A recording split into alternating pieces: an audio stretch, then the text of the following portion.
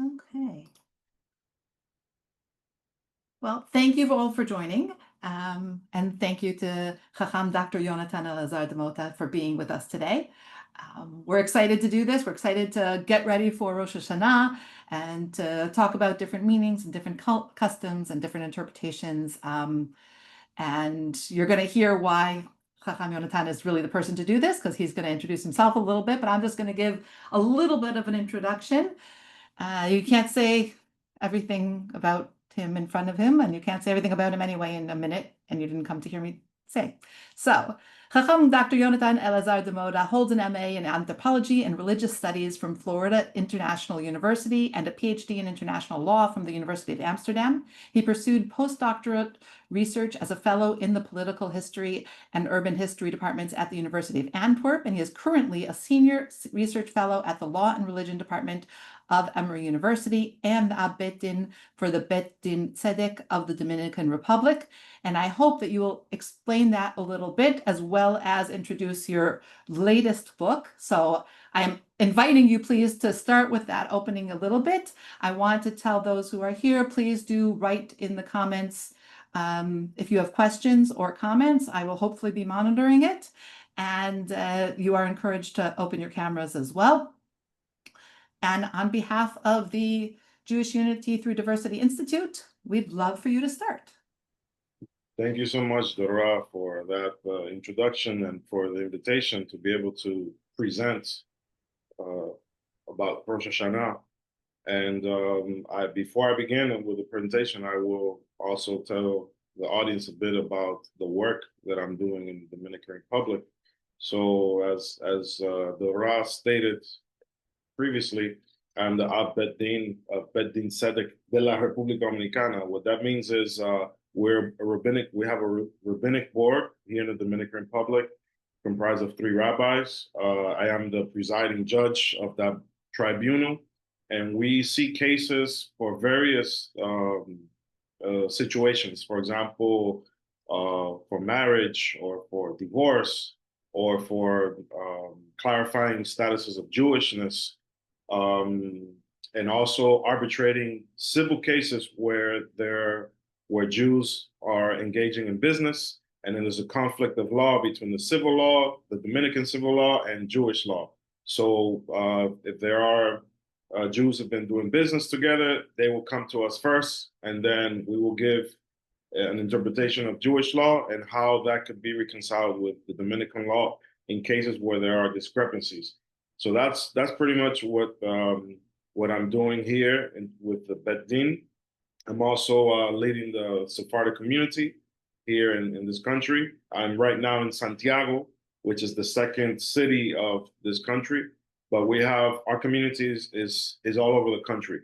We have some Jews who have a minyan in La Romana, which is on the east side of the country. We have another group in Santo Domingo, which is the capital, here in Santiago as well, and also in Puerto Plata in the north. So when we have our meetings, we all get together as a national meeting. So for Rosh Hashanah, we have a big meeting here in Santiago next week. And then for Sukkot, we will most likely be in La Romana. So we're a mobile community. And that way we take the Sefer Torah to all the different cities. And that way everybody gets the opportunity to participate. So that's a little bit about the work I'm doing here. I would like to introduce a very special book that I would say was overdue. And the reason why I say it's overdue is because maybe most of you don't know, but the Sephardic intellectual tradition suffered a really severe blow after the Shoah, known as the Holocaust. Our educational institutions were devastated, which were established mainly between Italy, Amsterdam, and also Salonika in Greece. And as a result of that, all of our communities, which are the Spanish Portuguese communities, which are established in the Western Hemisphere, did not have any more schools for rabbinic training and to continue this tradition. And so what I have done is create a book a textbook which can be utilized by the teacher and the student to teach or transmit what I have received orally from all of my teachers, to transmit that in a written format. This book here, this title is in Judeo-Arabic. So it's Hebrew letters, but it's Arabic words. And it says Mulana. Mulana in Arabic refers to the oral transmission and interpretations of how to understand and study the Talmud. The way the rabbis at the time of the close of the Talmud, namely the Geonim, and all of that tradition, legal tradition, which was transferred to Spain, Andalusia, Spain, and then at the expulsion. And what I did with this book was I took the first chapter of the tractate Berachot, which speaks about benedictions or blessings, and I analyzed utilizing the methodology that I have received from my teachers and they received from their teachers on how to understand the Talmud and derive law from there. I divided into 4 chapters, and one of the things that I enjoyed from this that was fun to do was to make a genealogy of the tradition, the legal tradition from Moses, our prophet, and going through the different time periods of the transmission through the prophets and then the Geonim, and then to Spain and the expulsion from Spain, all the way down to myself. So this is 120 generations from Moses until today. Yes, we are here to stay. We are alive. So that's Mulana. This book is going to be available this Sukkot. So that's a little bit about some of the work that I'm doing. So before you start, I'm going to ask, you said there's one Sefer Torah in the Dominican Republic? Yes. Well, not in the whole country, but in our community. Yeah. Because between the different communities. Yeah, because there's Chabad, they have their Sefer Torah. And then there's another community, which, or I wouldn't say community, it's a synagogue, but they don't really have a community there. So it's more like a museum in the capital. So they also have a Sefer Torah. But is it used? It's not being used, unfortunately. Yeah. Thank you. And in your book, would you say that's really a tradition? That's what kept the Jewish people going, was this tradition, and then it got dispersed, or? Yes, I would say that, especially after the expulsion. So there's a lot of things happening after the Geonim in Babylon, Persia, when a militant group of Islam came into the region.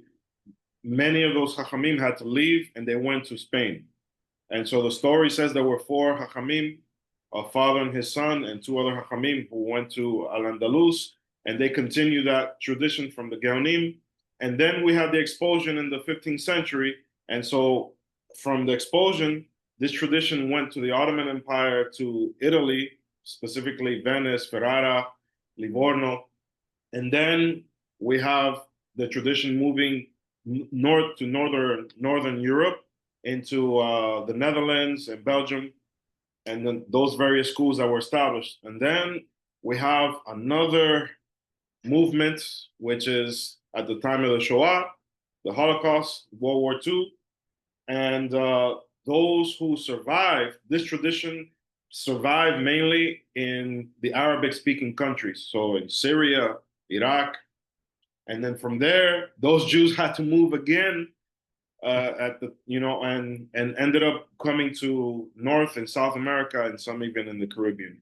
So this book is a reconstruction. That's what it is. It's a reconstruction, and I'm really happy to have been able to do it, because I've been around the world to different places, and very few people know this method, Iyun Sephardi, and those teachers who know the method, that received it from their teachers, they are now in their 70s and 80s, and many of them are passing away or have passed away already. So I felt the need to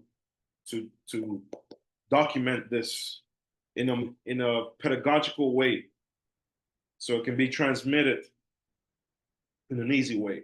Yeah. Thank you. Yes, my pleasure. Okay, now we can go to Rosh Hashanah. Yes. So I'm going to share the presentation for today. And I would like to say, before I get into this, I'm sure that our audience here today is going to hear something that they probably never heard of before. And um, this, the way I'm going to present this today, we're going to explore the anthropological origins of Rosh Hashanah. We're going to look at the Bible. We're also going to look at Talmudic Midrash, so legend, lore, and exegeses. And we're also going to look at the anthropology of what Jewish communities are doing today with various traditions surrounding Rosh Hashanah. So this is entitled Circles of Renewal, Regenerating Time of Rosh Hashanah. We're going to understand what that is in depth at the end of this presentation.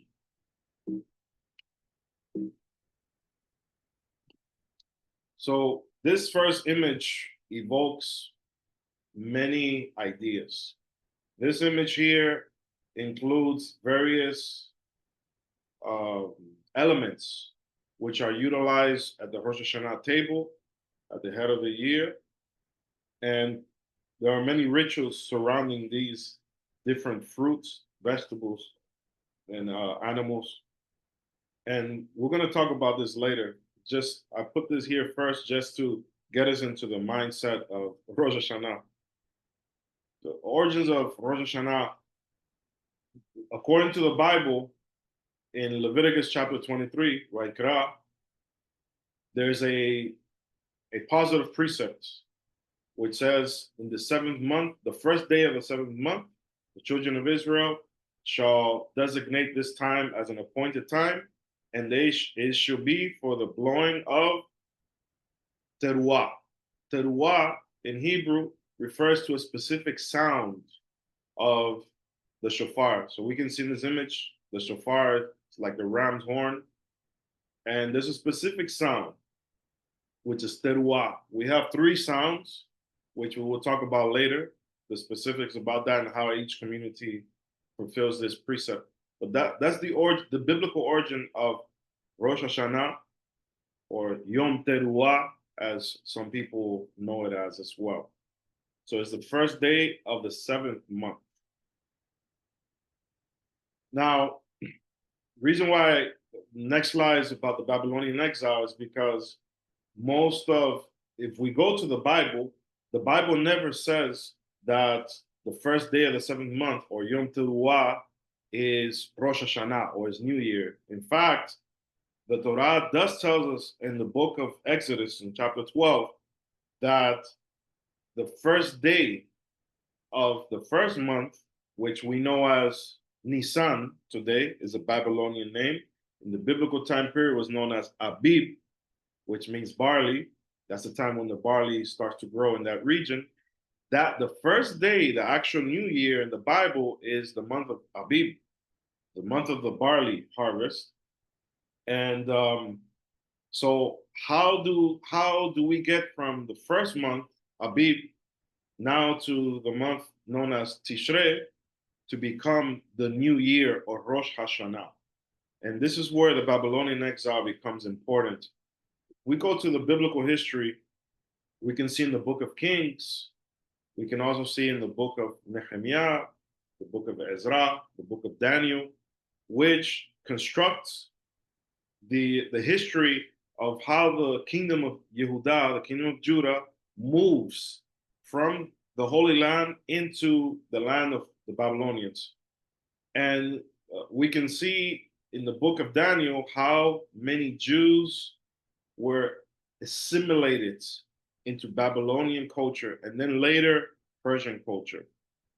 And this is very important because this assimilation to the culture of the Babylonians allowed Jews to adopt not only linguistic customs, ways of dress, ways of speech, music, but also the history of ideas, thoughts, and practices. And so we can see in the Bible that the seventh month is called Etanim. That's in the book of Kings. The seventh month is known as Etanim. And Etanim means perennial springs, which tells us of this is the month of water. This is a reoccurring thing in the seventh month.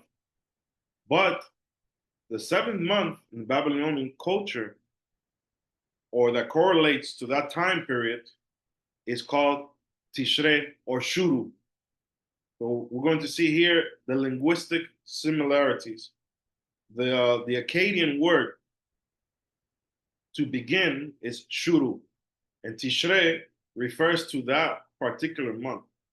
So this assimilation of Jews to Babylonian culture allowed the Jews to adopt, instead of using the Phoenician word, which is not even Hebrew, it's a Phoenician word, Etanim, which is the word we find in the Bible. Then the Jewish people adopt the Akkadian word Tishre for this month. And the reason being is because of the similar connection of the water theme. We're going to see now that Shuru in Akkadian means to begin. So here we can see the origins of how the seventh month becomes now the basis for a new beginning. So namely the new year, or Rosh Hashanah. I would like to talk about now a little bit about the anthropology of what happens in the month of Shuru or Tishre. In Babylonian culture, there's a myth or a legend called the Enuma Elish. The Enuma Elish entails or details the history of the creation according to the Babylonian culture. So there's a theme of water. There are two levels. There's water, and there are two dragons. We have Marduk. By the way, that's where the root of the word Mordechai comes from, Marduk. So if you know anyone with that name, this is coming from this Babylonian deity. So we have Marduk, who is a dragon, and then Marduk is fighting against another dragon named Tiamat.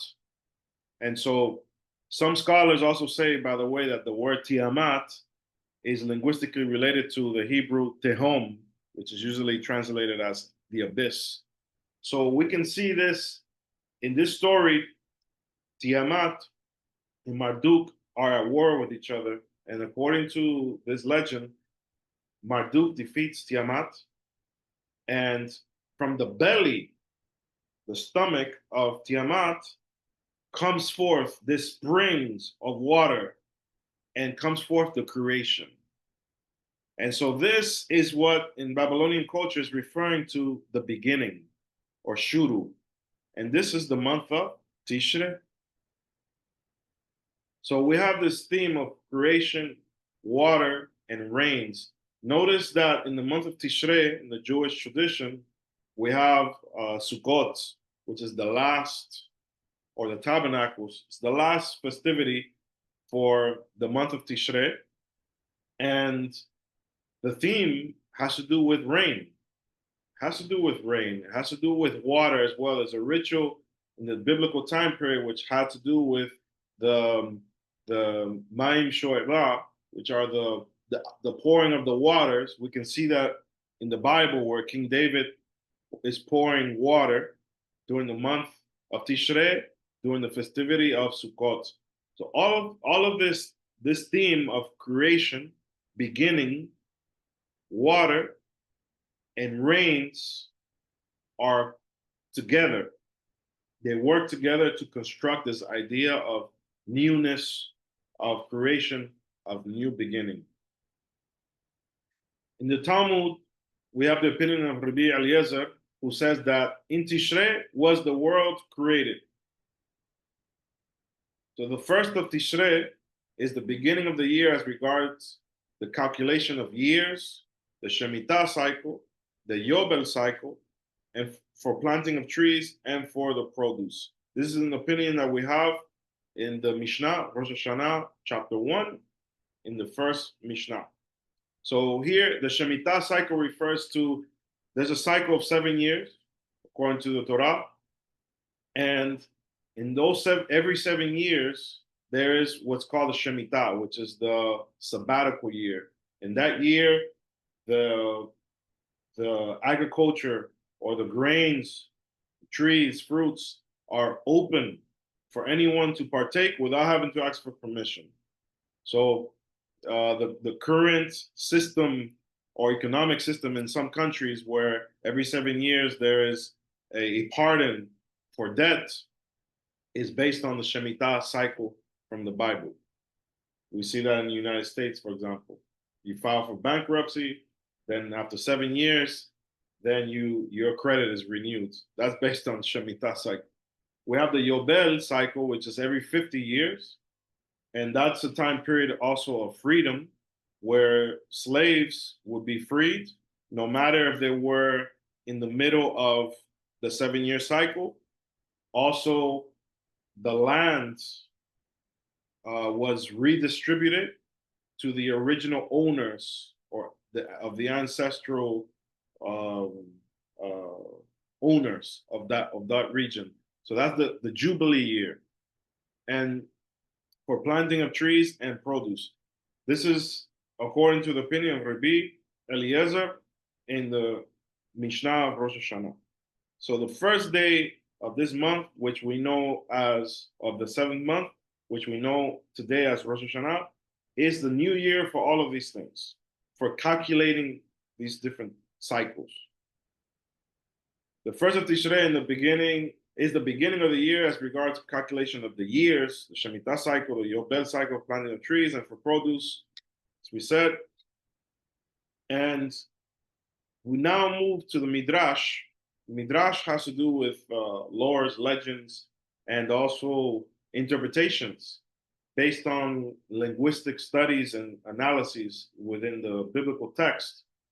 And we have various Midrashim which speak about the theme of being remembered by God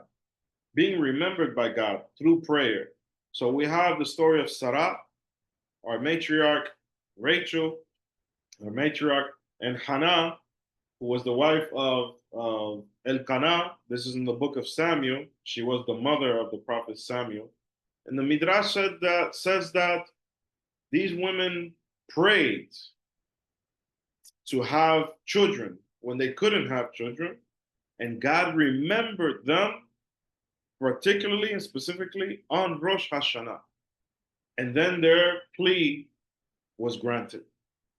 So this is a theme of Rosh Hashanah, which is also connected to the theme of creation and newness, where someone prays and then there's a divine decree on Rosh Hashanah to give birth and newness to a child, in this case. We also have the case of Yosef HaSadiq, who is a son of Jacob, son of Israel, who is enslaved in prison for a period of 12 years. And the Midrash also states that on Rosh Hashanah, Yosef was freed from the Egyptian prison. So here we also see this theme of newness, of praying and waiting for a divine answer. And then the God frees Joseph from his bondage. Continuing with this theme of bondage and redemption and being free, the Midrash also states, on Rosh Hashanah, the bondage of our ancestors in Egypt ceased and their redemption began. So we see how this time of Rosh Hashanah is an auspicious time, according to the interpretation of our Hachamim, our rabbis, our sages. This is an auspicious time to receive a divine answer. According to the Talmud, we also have the opinion that on Rosh Hashanah, Ha'adam was created. Ha'adam. So the Torah speaks about the creation of humanity and utilizes the term Ha-Adam and not Adam. So we have this Ha, which is the definite article. And Maimonides goes into depth a bit about how we need to analyze what that means. I'm not going to go into that detail now, but what is interesting here is the theme of creation, newness, and birth. So it's the birth of humanity, the birth of Ha-Adam emerges from the creation, and particularly on Rosh Hashanah, so the first of Tishre. Another theme which we see that's part of Rosh Hashanah and initiates a period of 10 days, known as the days of awe, or Yamim Noraim in Hebrew, is the day of judgment, Yom Hadin. Some also call it Yom Hazikaron, the day of remembrance. And this theme of judgment is very interesting because if we go to the astrology, we study the zodiac, the month of Tishre correlates to the month of the constellation of Libra. And that's very interesting because now the constellation or the zodiac is hinting to us another theme which is related to this month of Tishre, of beginning. So we have judgments. And according to rabbinic tradition, from the first day of the month of Tishre, Yom Teruah, Yom HaZikaron, Yom Hadin, Rosh Hashanah, all of these names, begins a period of judgment for 10 days, which is then sealed on Yom HaKippurim, Yom Kippur, the Day of Atonement. So during this period of these 10 days, Jews have the custom of praying for a good year, praying for blessings, praying also for forgiveness, and incrementing the level of tzedakah and of good deeds. And all of this is in order to decree a year of abundance and blessing. Now, the completion of creation, according to the Torah, we have 7 days of creation. The first 5 days are preparing the world. The Torah describes this creation of the elements. And the last creation that the God makes or does is the creation of Ha'adam. So this day of creation becomes also a day of judgment. So we go to the story, the narrative of the Garden of Eden, we can see that there is a type of judgment there of Ha'adam. The humanity was told not to eat. Adam and Eve was told not to eat of the forbidden fruit, and they ate of the forbidden fruit. And as a result of that disobedience, then there was a consequence. There was a type of judgment. The Torah then tells us in chapter 3, the book of Genesis, that there were flaming swords and cherubim, this type of angelic beings, which are protecting the entrance of the Garden of Eden. And so there we have the theme of creation and judgment together, of Ha'adam, humanity. Though the rabbis teach us in the Talmud that humans are judged concerning only this world, not the world to come, whether one is worthy of life and peace or death and affliction. So this is one of the themes that the rabbis explain, is that depending on how we behave on these 10 days from Rosh Hashanah to Yom Kippurim, then it will determine what kind of life we will have for this upcoming year. Those people who die or are afflicted receive that type of judgment. Those who have a life of peace and a life of wealth, it will also be determined during this time period.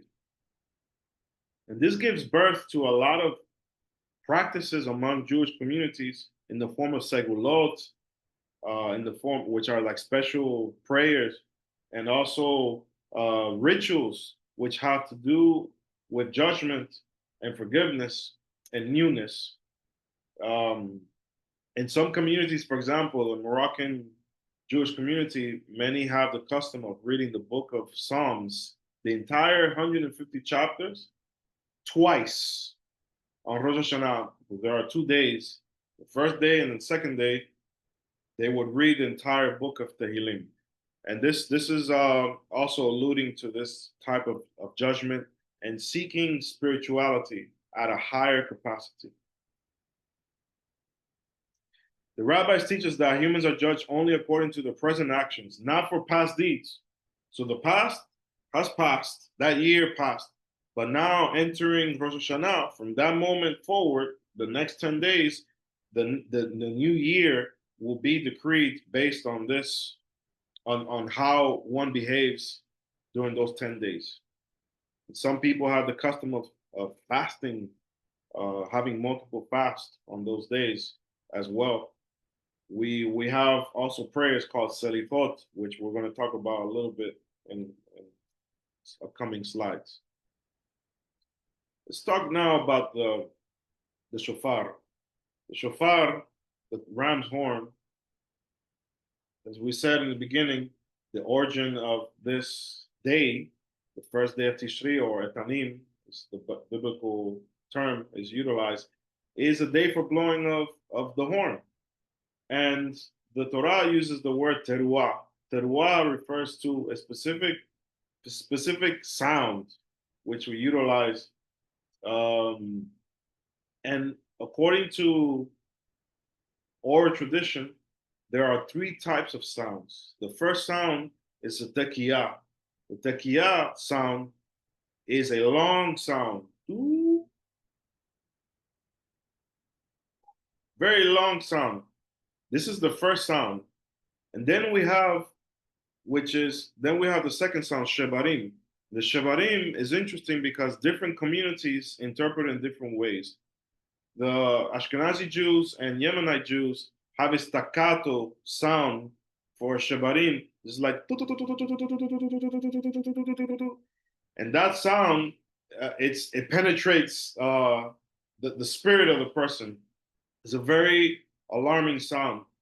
Among Iraqi Jewish communities and the Spanish Portuguese, the shebarim emulates the sound of a ram or a lamb, which is kind of suffering, and alluding to the ram that was offered in the place of Isaac when God told Abraham to offer Isaac. So we have the theme of the sacrifice or the offering of the binding, the Akedah, the binding of Isaac on Mount Moriah, and this sound of shebarim, this sound alludes to that tradition. And so together, these 3 sounds are played in different combinations: tekiyah, shebarim, tekiyah, teruah, shebarim, teruah, shebarim, tekiyah, and so on and so forth. And to complete a cycle of 33 types of sounds on Yom Teruah, on Yom Hazikaron, on the day of remembrance, Rosh Hashanah. And some communities that have been influenced by Lurianic Kabbalah, they add other sounds to complete 101 sounds. And so the 101 sound is the numerical value, or the gematria, if you will, of the angel Michael. So if you calculate the letters, you will get 101 for the value of the angel Michael. And that alludes to the book of Daniel, chapter 12, where it says, at that time, it speaks about the resurrection and judgment. At that time, the angel Michael will rise up. And so this tradition is alluding to that judgment, that period of judgment, in the world in the future, or in the Messianic time period. And so by blowing 101 sounds, according to this tradition, it confuses the Satan, confuses the opposing force, because it's a day of judgment.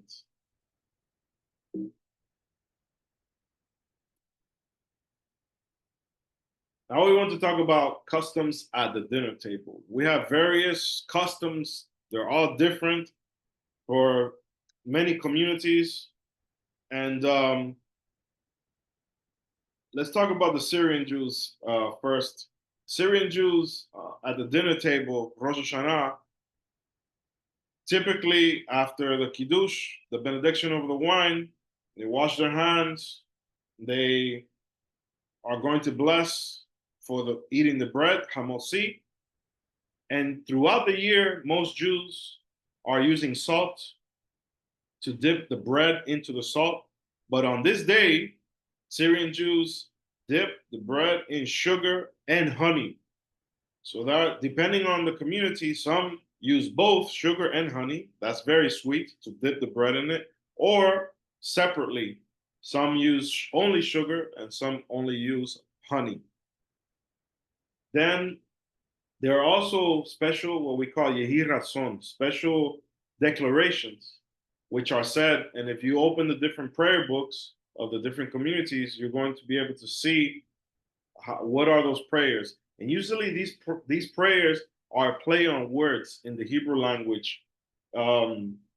So depending on the type of vegetable or fruit that's utilized, the name of that fruit or vegetable in Hebrew correlates to the language of the prayer. So this is a very intelligent way of constructing identity, and also connecting heaven with earth, so to speak, with this particular community. So the Syrian Jews, for example, use apple dipped in honey. They use leeks, the Swiss chard, dates, gourds, black-eyed peas, and the pomegranate. And also, as some other communities as well, we're going to see later, they use the head of sheep or ram, or some people use the tongue, or even sweet cow brains cooked, in order to portray or desire or pray for a head of the year where we will be the head and not the tail. Arosh velo zanab. We see in the language we just studied last week, Perashah Kitabo, where it says you will be the head and not the tail. Arosh velo zanab. And so this Rosh then is alluded to on the table with something that comes from the head of this animal. So it can be the tongue, can be the brain, and so that's how these elements are utilized at the table of the Syrian Jews. Now moving along to Moroccan Jews. Moroccan Jews also dip the apple in honey, and the apple in Kabbalistic tradition refers or alludes to, in the Zohar, refers to the Shekhinah, the divine presence. There is, so to speak, a supernal tree of life, and that tree of life has 70 or 72 aspects or fruits, which relates to the 72 names of God, or the name of God of 72 letters, which is known in Kabbalah as the name Ab, which is the numeric value for 72. And so by dipping the apple in the honey, this is alluding to inviting the divine presence throughout this year. The pomegranate, which has many fruits or many seeds inside of it, alludes to having many mitzvot, being able to fulfill many precepts of the Torah. Others interpret it as having many children. I've seen that as well. But the pomegranate in the Moroccan tradition is usually reserved for the second day of Rosh Hashanah, so that people can say a special blessing named Sheheyanu, which is you have given us life, you have sustained us, you have preserved us for this day. And so that's utilized on the second day. In Sifro, or Sifru, some eat the lungs of the animal, because the word for lung in Hebrew, re'aya, or re'ah, is related to a special blessing that Jews from Sifru say. And in another city in Morocco, Rabat, they utilize sesame seeds as well. So these are special traditions which you will not find in many other communities.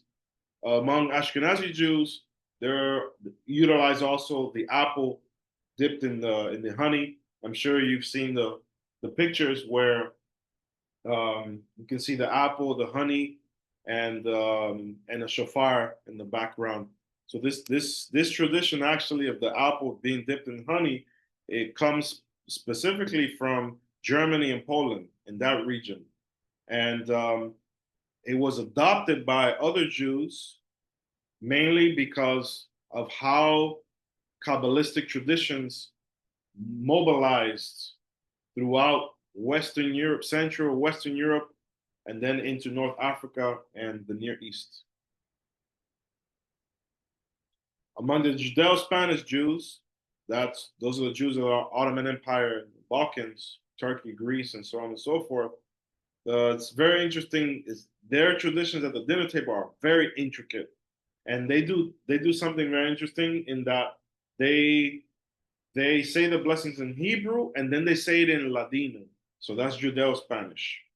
And for example, they will say in Judeo-Spanish, renova sobre nosotros, añada buena y dulce de principio y hasta el cabo del año, which is renew upon us a good year and sweet from the beginning to the end of this year.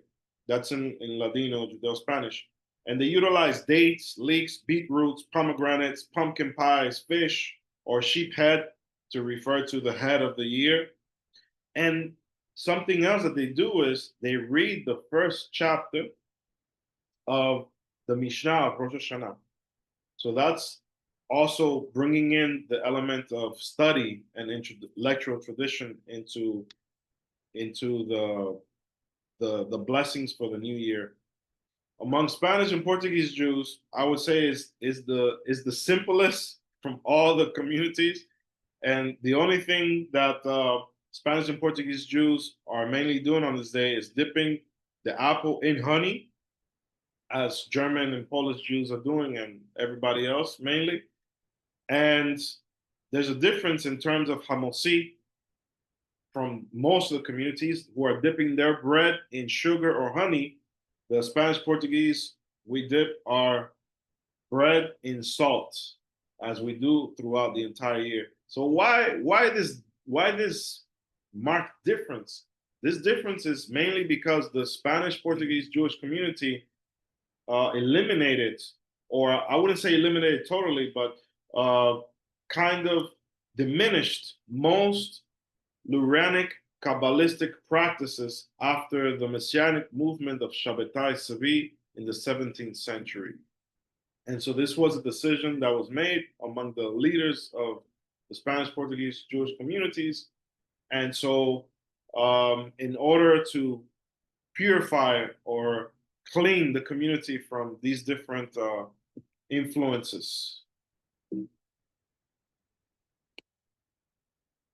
Some of the wishes and greetings, they are very different in the communities.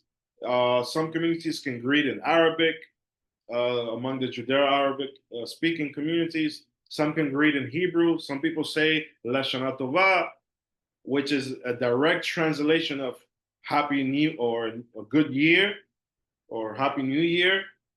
We have the traditional greeting that we find in the prayer book is a very long prayer, long greeting, which is Tizke Leshanim Rabot. Tizke Leshanim Rabot, which means may you merit many years. And the response, which is part of the prayer, also says תזכה ותחיה ותאריך ימים. May you merit, may you live to have long days. So most people are not greeting this way. Among more traditional Jews, this is the greeting that's being utilized. Spanish or the Judeo-Spanish communities greet in Ladino, añada buena y dulce. So a good year and sweet year. Trying to think if there are other greetings that come to mind now. Maybe you can put it in the chat and remind me. There's so many different greetings and wishes that we can say. Tashlich. Tashlich is an interesting custom which is based on Lurianic Kabbalah. And Tashlich, going back to our theme of Rosh Hashanah about forgiveness, Tashlich is performed on Rosh Hashanah as a ritual for forgiveness and repentance. And the way this is done is by throwing pieces of bread into a body of water. It can be a river, a lake, beach. And there are special formulas and prayers, segulot, which are said as this ritual is being done. And the basis for this comes from the prophet Micha, which states that I will put your transgressions, your sins, in the deepest ocean, and I will not remember them anymore. So this is the basis of this, the biblical basis of this tradition. Among most Jews who follow the Zohar and the Lurianic Kabbalah perform this tradition. That includes North African Jewry, some Yemenite, the Shamis, and Irakim, and also many Ashkenazi communities. For example, among the Hasidim, they practice this ritual. Then there are a few communities that do not practice this ritual, like the Baladi Yemenite tradition, the Yekis from Germany and Netherlands, and the Spanish Portuguese Jews. We do not partake of this ritual because of its Kabbalistic nature. And continuing this theme of redemption or of repentance and prayer and judgment, we have salichot. Salichot comes from the root of the word salah. Salah, referring to supplication. So these prayers, salichot in plural, are supplications. There are special supplications where we are bequeathing the God to take us into accordance. Remember us. Hear our prayers. Listen to us. These prayers are based on the midrash, or the notion, the rabbinic interpretation that of Moshe Rabbeinu, our teacher Moses, who went to Mount Sinai. He went up to receive forgiveness for the children of Israel, and where he says the famous statement, erase my name from your book. And God says, I will not erase your name from my book. That person or that individual who has transgressed against my commandment, I will require it from that individual. And so this process of 40 days from the time he went up to the time he comes down, according to the Midrash, he comes down on Yom HaKippurim, on the Day of Atonement, and his face is radiant and illuminating with the new tablets written with the commandments. This 40-day period is the basis for many Jews who say salichot, these supplications, from the 1st of Elul until the end of Yom HaKippurim. Some communities, like among the Ashkenazi Jews, only say salichot the 10 days of awe, the Yamim Anoraim. So from the first day of Rosh Hashanah unto Yom Kippur, those 10 days. So this time period of either 40 days or 10 days, it's a time period of asking for forgiveness and drawing closer to God. We have the prophet Isaiah says, seek God while he is near to you. The Chachamim explain, when is God near to us? It is this time period of Salichot. And now we have arrived to the end of our journey, and I want to end with the anthropological idea that comes from the anthropologist Mircea Eliade, who was from Romania, and he put forth this idea of regeneration of time through ritual. And in his theoretical framework, he explains how ancient cultures will regenerate time, so to speak, by engaging in rituals which take that group of people to the time of the cosmogony, which is cosmogony referring to the time of the birth of that civilization connected to the creation. So if we analyze various civilizations, various religious traditions, there is a connection between the creation and the birth of a civilization. And interestingly enough, the Torah does the same. That's why the Torah, I believe, doesn't say the creation of Adam, but the creation of Ha-Adam, which is alluding to a humanity, a civilization of particular types of human beings, which are being created or being born out of this cosmogony or this creation narrative, this story. And so what we see here is through the ritual, all these rituals that I just explained here are ways of going back to the birth, going back to the time of creation. And in doing so, we regenerate the time. So time ceases for that moment. And the Hachamim explain in the Talmud, they call Rosh Hashanah in Aramaic, Yoma Arichta. Arichta referring to long, the long day. Why is this day long? Because it is a time period that we don't count or calculate the time. It is 2 days and it's Yom Arichta. And so we lose a sense of time by going back to the moment of creation. So I wish everyone this year a wonderful head of the year with many blessings, many with health, with sustenance, with peace of mind. We will now have a session of questions and answers. Yeah, please do. If you have questions, put them into the chat. Thank you very much for breaking that down. That was a lot in there with a lot of different things. So to understand, the Spanish Portuguese have a regular equivalent of a Shabbat meal for Rosh Hashanah.